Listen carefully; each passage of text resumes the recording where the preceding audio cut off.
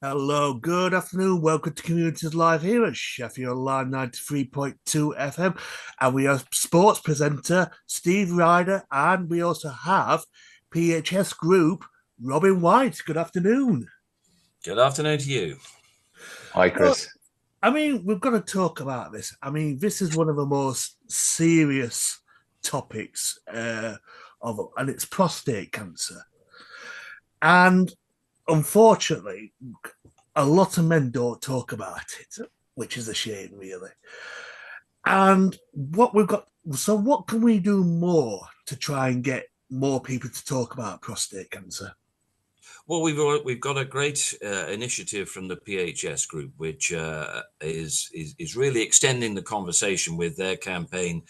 It's called Back in the Game, the bog standard campaign to install sanitary bins and disposable bins for men's sanitary wear in as many football clubs as possible, football grounds. Manchester United have started off that campaign. The great thing about this is that it extends the conversation that's already been gathering momentum over the last couple of years to get yourselves tested, get yourselves sorted, and don't wait for any symptoms of prostate cancer. Just get yourselves tested and react to that test.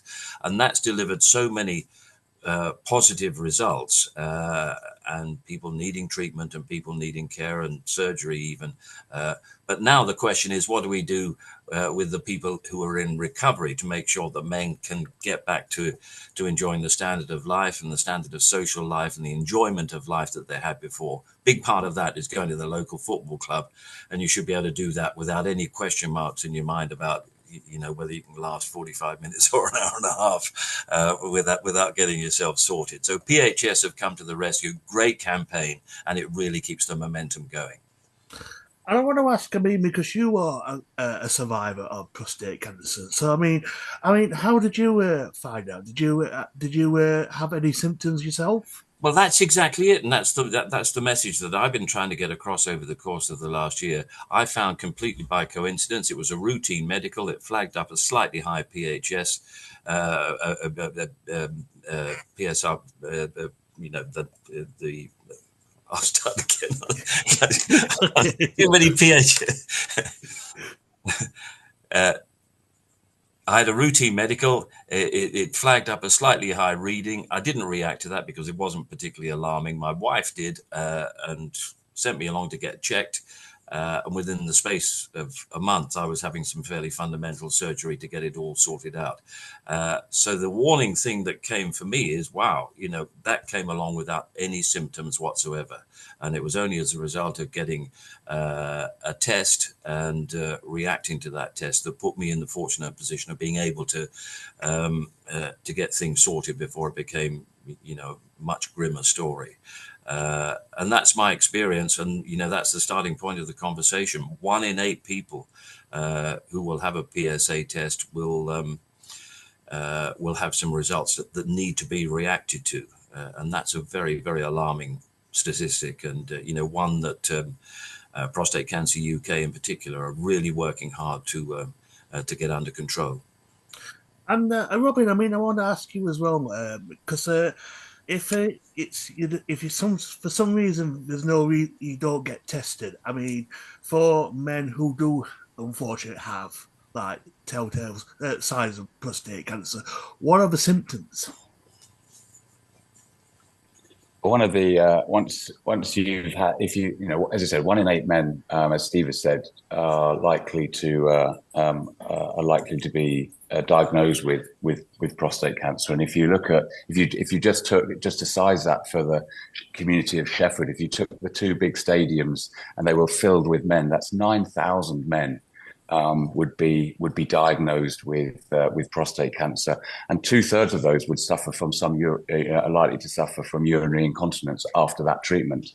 So that's why we partnered with Prostate Cancer to commission this research and it found that men were not leaving the home and had stopped going to games. So that's why the whole theme of get back in the game, and our bog standard campaign here at PHS is teaming up with football clubs to try and make sure that there are the facilities that men can go and change in privacy and in dignity and go and enjoy the things that they do. They love doing as part of their community. And there is unfortunately been a stigma associated with talking about this, but this is why this campaign is so positive, to start that national conversation and normalise it, and ensuring that football clubs and all other facilities enable men to have access to the changing facilities to enable them to go back to enjoying what they enjoy doing.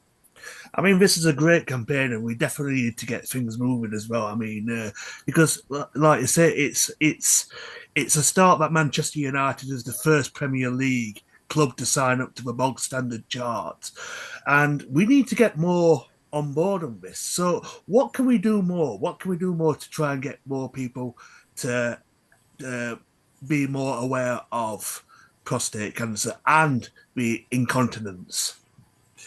I think we just need to talk, and efforts of broadcasters like yourself and organizations like yourself getting the message across is absolutely vital, because once that conversation starts, it goes into so many different areas. My father, we only discovered after his death, suffered from prostate cancer. He just had waterworks problems. We don't talk about that. That's where we were 50 years ago. Where we are now is a total awareness that this is a condition that can arrive without any kind of symptoms. So you have to be absolutely proactive in getting yourself tested and getting yourself sorted and taking the steps. And the main way to do that is to get men talking among themselves. Yes. Have you got tested? Have you got, I did this, I did that, and so on. Take down the barriers, and also take down the barriers to all the conversations that are generated after treatment has been applied, and maybe some symptoms are lingering which might affect a lifestyle. Doesn't matter. Get yourself sorted, get the facilities absolutely bog standard, get back in the game, and make sure that if you're a survivor of prostate cancer, you're a survivor with the fullest possible quality of life.